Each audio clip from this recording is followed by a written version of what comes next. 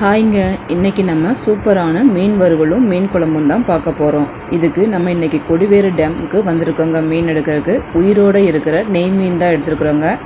இது 4 கிலோ தான் இருந்தது, அதனால் ஜிலேபி மீனும் 1 கிலோ சேர்த்து எடுத்துருக்குறோம். இது பாருங்கள், அவங்க க்ளீன் பண்ணி வெட்டி கொடுத்துருவாங்க. இதை நம்ம வீட்டுக்கு கொண்டு போய் தயிர் கல்லுப்பெல்லாம் போட்டு நல்லா க்ளீன் பண்ணி கழுவி எடுத்துக்கலாம். அப்போ தான் மீனுடைய வாடை இல்லாமல் இருக்கும். இப்போ பாருங்கள், நம்ம ரோஸ்ட்டுக்கு தனியாக குழம்புக்கு தனியாக பிரித்து வச்சுருக்குறோம்.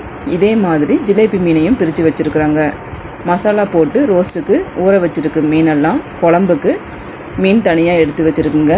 பாட்டி ஸ்டைலில் சூப்பரான தேன் மாதிரி மீன் குழம்பு ரெடிங்க.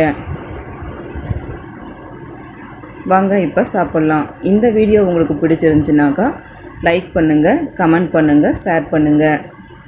அடுத்த வீடியோ பண்ணாரி அம்மன் கோயிலில் பங்குனி அமாவாசைக்கு ஒரு வேண்டுதல் இருக்குது. அந்த வீடியோ உங்களுக்கு அப்லோட் பண்ணுறேங்க. தேங்க்யூ.